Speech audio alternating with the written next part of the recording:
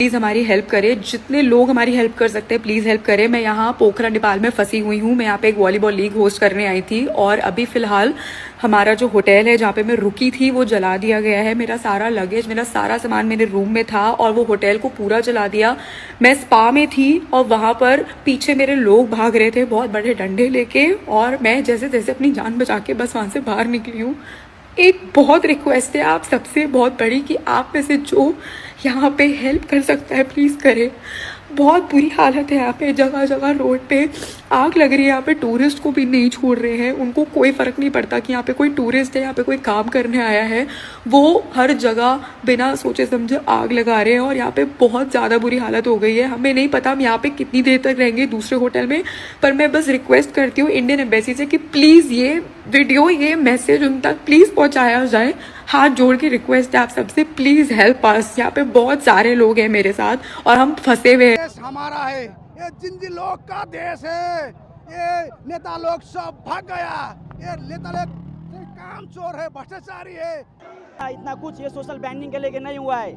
हम लोगों को चाहिए यूथ लीडर चाहिए। अब हम लोग परिवर्तन खोज रहे हैं।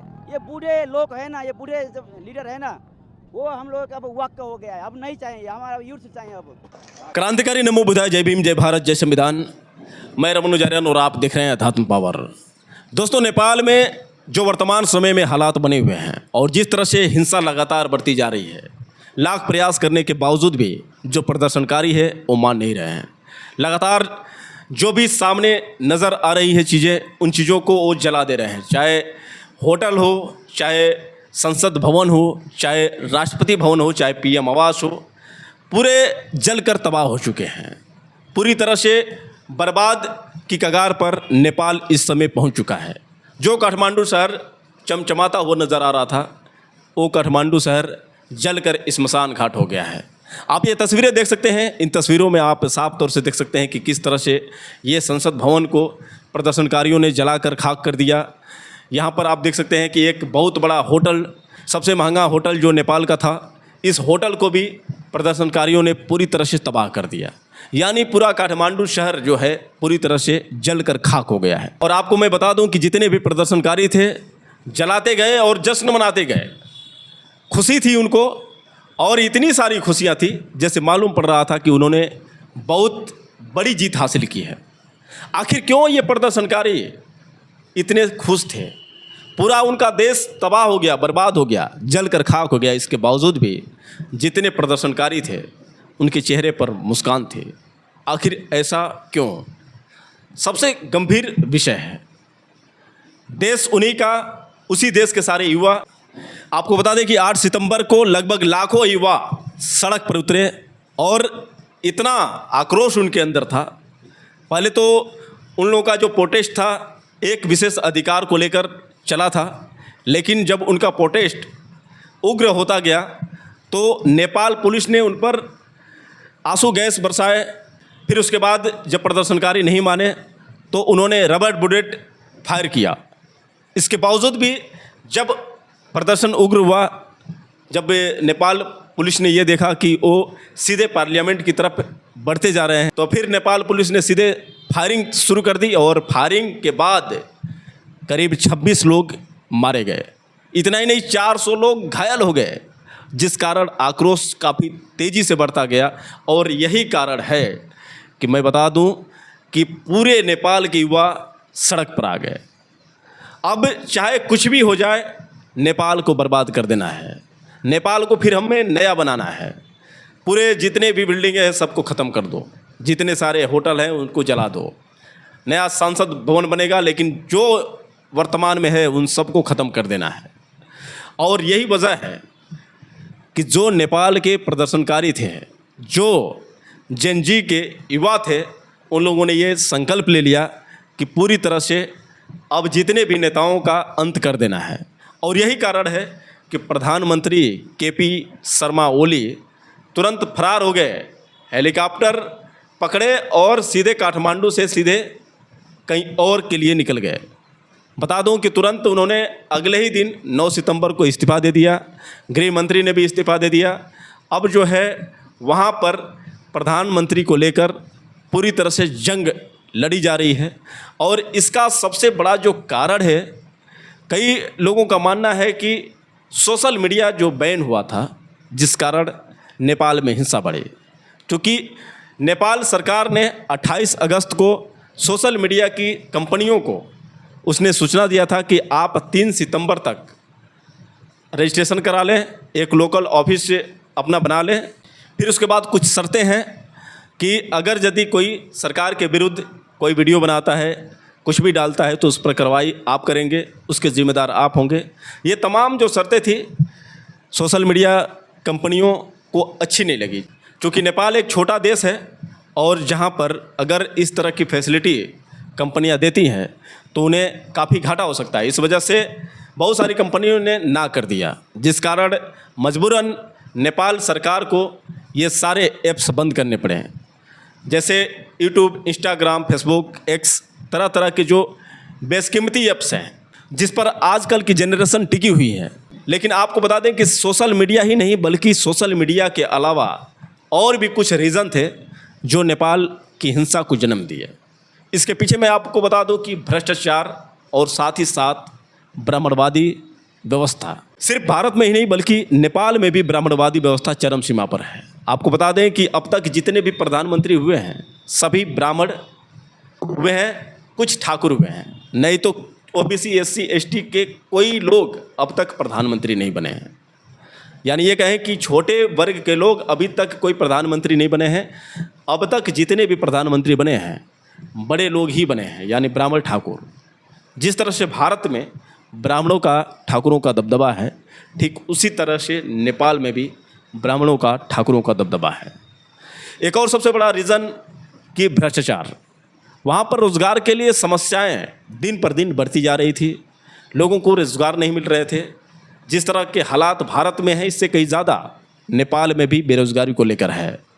आपने देखा होगा कि नेपाल के जो भी लोग आते हैं भारत में, वो कम पेमेंट पर भी तैयार हो जाते हैं काम करने के लिए, चाहे दिल्ली हो, मुंबई हो, पंजाब हो।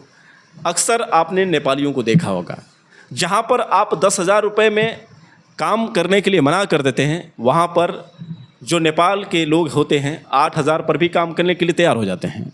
क्योंकि मजबूरियाँ जो ऐसी होती हैं, पहली बात तो ये है कि देश से निकल कर आए हैं और यदि उन्हें यहाँ पर काम नहीं मिला तो फिर घर जाकर करेंगे क्या।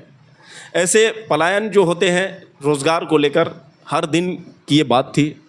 कहते हैं ना कि जुर्म करते करते जब लोग थक जाते हैं तो आक्रोशित होते हैं, और आक्रोशित होने के बाद अब वही अधिकार मांगने से नहीं छीनने से मिलता है। ये कहीं ना कहीं कुछ हट कर था, हिंसा करना उचित नहीं था, और हिंसा की वजह से आज नेपाल पूरी तरह से जलकर खाक हो गया है।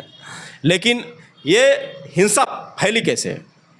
पहली बात यह है कि जब नेपाल के जितने भी युवा, यानी जेन जी के जितने भी युवा थे, प्रोटेस्ट के लिए निकले थे, सरकार के विरुद्ध, भ्रष्टाचार के खिलाफ उन लोगों ने आवाज़ उठाई थी।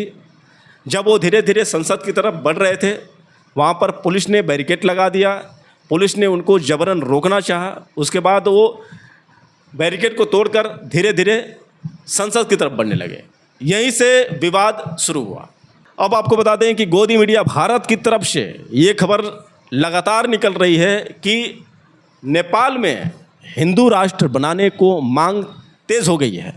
अब ज़रा सोचिए कि जितने अब तक प्रधानमंत्री बने हैं सब ब्राह्मण बने हैं, और ये ब्राह्मणवादी व्यवस्था से तंग आकर ही युवाओं ने जो जैन जी के नाम से अपना एक मिसाल कायम किया, और यही ब्राह्मणवादी सरकार के विरुद्ध, भ्रष्ट सरकार के विरुद्ध इन लोगों ने आंदोलन किया। अब वो कैसे हिंदू राष्ट्र बनाने के चक्कर में पड़ जाएंगे। लेकिन यहाँ जो अफवाहें आ रही हैं कि अब नेपाल में हिंदू राष्ट्र को लेकर मांगें तेज हो चुकी हैं। कुछ अफवाहें शुरू में आई थी कि सोशल मीडिया को बैन होने की वजह से, लेकिन हकीकत क्या है पहले आप नेपाल के लोगों का ये बयान सुनिए, उसके बाद हम आपसे बात करते हैं। आजको दिन हामीलाई अत्याधिकै खुसी लागेको छौँ। आज हामीले जित्यौँ भनेर आज हामीलाई खुसीको दिन हो। हिजो जब कालो दिन थियो भने आज सेतो दिन हो। आज हाम्रो लागि एकदमै खुसी लागेको छ हामीलाई। अब नेपाली जनताले जिते भन्ने छ हामीलाई। ये देश हमारा है, ये जिंजी लोग का देश है। ये नेता लोग सब भाग गया। ये नेता लोग काम चोर है, भ्रष्टाचारी है। जो ये जो हुआ है ना, ये इतना कुछ ये सोशल बैंडिंग के लेके नहीं हुआ है। हम लोगों को चाहिए यूथ लीडर चाहिए। अब हम लोग परिवर्तन खोज रहे हैं। ये बूढ़े लोग है ना, ये बूढ़े जब लीडर है ना, वो हम लोग अब वक्त हो गया है, अब नहीं चाहिए, हमारा यूथ चाहिए। अब स्टूडेंट को ऐसे तरीके से मारेंगे तो कौन सा देश चलेगा? ये सब बहुत क्रूरल देश जैसा हो गया, क्रूरल शासन हो गया है। ये तो गोली का शासन ऐसा नहीं चलता है, कोई देश में ऐसा नहीं चलता है। तो दोस्तों, आपने सुना चेहरे पर कितनी खुशी है। कुछ लोगों का कहना है सोशल मीडिया नहीं बल्कि जो करप्शन यानी भ्रष्टाचार है, इसके विरुद्ध हमने ये आवाज़ उठाई है। अब जो है हमें काफ़ी संतुष्टि है कि हम अपने प्लान के मुताबिक काम किए हैं। मैं दोस्तों बता दूं कि जो भारत के लोग थे उनकी भी स्थिति लगभग काफ़ी ख़राब है। और एक लड़की जो है रो रो कर एक वीडियो वायरल की थी, जो वीडियो काफ़ी तेज़ी से वायरल हुआ और वो बता रही थी कि किस तरह से यहाँ पर भारत के लोगों के साथ भी हालत काफ़ी ख़राब है और वो सरकार से गुहार लगाई थी। जब ये वीडियो काफ़ी तेज़ी से वायरल हुआ तो भीम आर्मी चीफ चंद्रशेखर आज़ाद ने जब ये बात सुनी तो उन्होंने यूपी गवर्नमेंट से मांग की कि जो भी वहाँ पर फंसे भारतीय लोग हैं उनकी सुरक्षा दी जाए, उनको बचाया जाए। आखिर भीम आर्मी चीफ चंद्रशेखर आज़ाद ने एक्स पोस्ट के ज़रिए क्या लिखा था, मैं आपको सुनाता हूँ। नेपाल में मौजूदा हालात बेहद चिंताजनक है। वहाँ निवास कर रहे भारतीय नागरिकों, तीर्थयात्रियों एवं पर्यटन हेतु गए भारतीय निर्यातकों की सुरक्षा हमारी सर्वोच्च प्राथमिकता होनी चाहिए। हम माई गवर्नमेंट इंडिया से अपेक्षा करते हैं कि नेपाल में फंसे सभी भारतीय नागरिकों और पर्यटकों की तत्काल सुरक्षित निकासी की जाए। इसके विशेष विमान, बसें व परिवहन साधनों की व्यवस्था की जाए। भारतीय निर्यातकों की संपत्ति, माल और व्यापारिक हितों की रक्षा हेतु कूटनीतिक स्तर पर ठोस कदम उठाए जाएं। नेपाल में रह रहे भारतीय नागरिकों के लिए सुरक्षित कॉरिडोर तैयार किया जाए और उन्हें हर संभव सहायता उपलब्ध कराई जाए। हर भारतीयों का जीवन और हित सर्वोपरि है।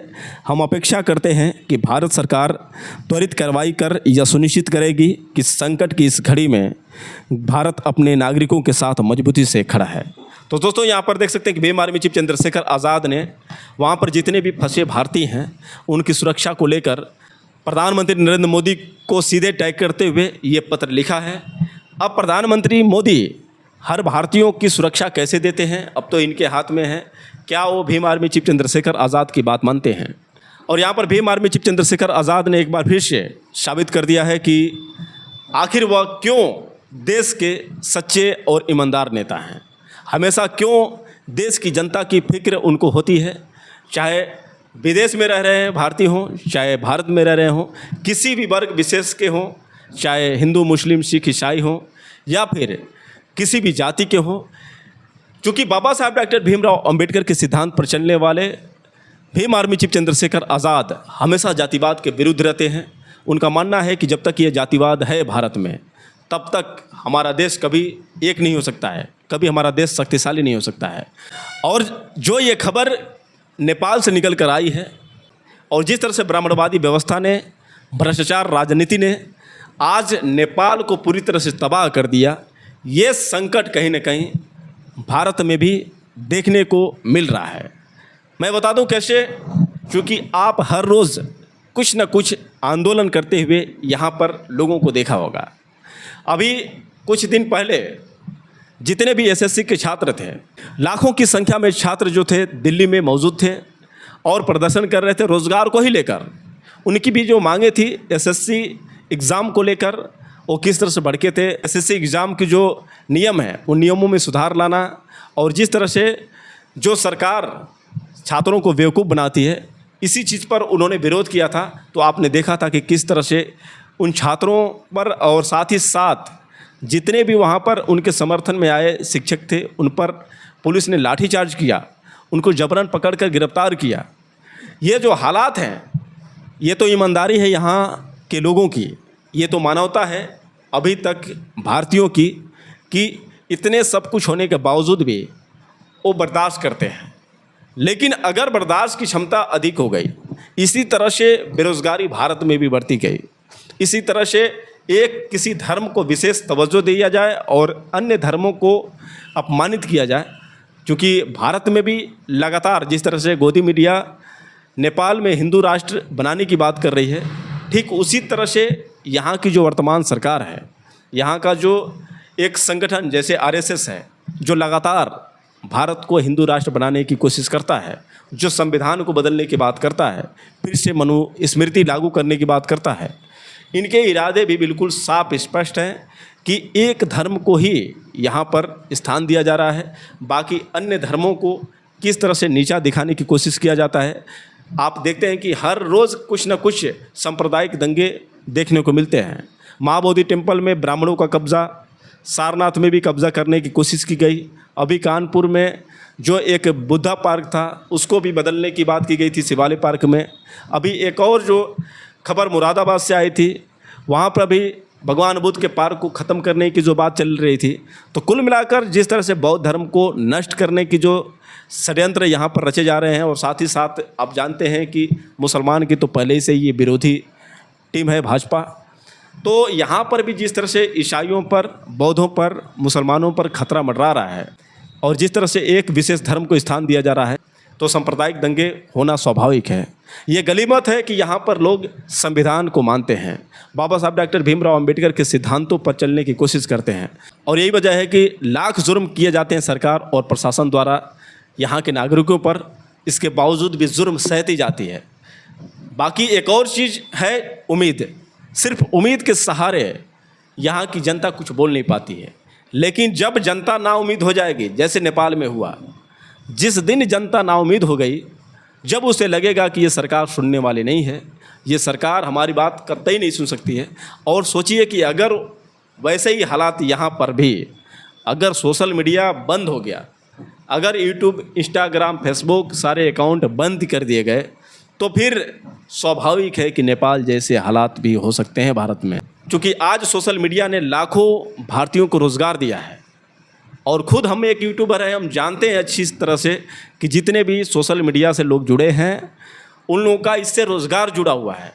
और ये जो विदेशी कंपनी गूगल कंपनी, जिसने लाखों युवाओं को संभाला है, और यदि ये कंपनी बंद करती है तो सीधा प्रभाव रोज़गार पर पड़ेगा। और जो नेपाल में इस समय हालात हैं, शायद आने वाले समय में भारत में भी हो सकते हैं, लेकिन हम कतई नहीं चाहेंगे कि भारत में ऐसी परिस्थितियाँ आए। हमारी सरकार नेपाल सरकार की तरह हो जाए, यहाँ पर राजतंत्र हो जाए। हम कतई नहीं चाहेंगे कि भारत के संविधान पर आँच आए। हम कतई भी नहीं चाहेंगे कि किसी भी प्रकार का धार्मिक हिंसा हो। तो दोस्तों, हम लोगों को नेपाल की इन घटनाओं से सबक लेनी चाहिए, अपने अंदर एक सामंजस्य बना कर रखनी चाहिए। और जो नेपाल सरकार ने ये गलती की है, मैं निवेदन करना चाहूँगा, जो भी ये भाजपा सरकार कार्यरत है, जितने भी प्रधानमंत्री, मुख्यमंत्री, जो भी भाजपा के लोग बैठे हुए हैं, भैया धर्म में लोगों को मत बांटो, जाति में मत बांटो।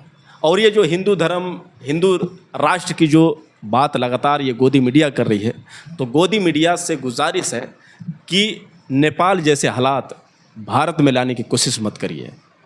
भारत को भारत ही रहने दीजिए, भारत को नेपाल मत बनाइए। भारत के लोगों को बांटने की कोशिश मत करिए। हर भारतीयों को एक भारतीय होने का दर्जा दिलाइए। हिंदू, मुस्लिम, सिख, ईसाई आपस में सब भाई भाई का ये नारा है, इस नारे को बुलंद रहने दीजिए। तो दोस्तों, ये बहुत बड़ी चीज़ है। प्रेजेंट में हम नहीं ध्यान देंगे तो आने वाले समय में बहुत बुरा असर पड़ सकता है। तो मैं सभी साथियों से निवेदन करना चाहूँगा कि ऐसी परिस्थितियाँ भारत में ना आए। आप थोड़ा सा सह लीजिए, लेकिन जिस तरह से नेपाल में जो प्रदर्शनकारी कर रहे हैं, वैसे हालात यहाँ पर मत होने दीजिएगा। वैसे दोस्तों, आप लोग की क्या राय है, आप लोग कमेंट करके बताइए, और हो सके तो इस वीडियो को ज़्यादा से ज़्यादा शेयर करिए। फिर मिलेंगे अगले वीडियो के साथ, तब तक के लिए क्रांतिकारी नमो बुद्धाय, जय भीम।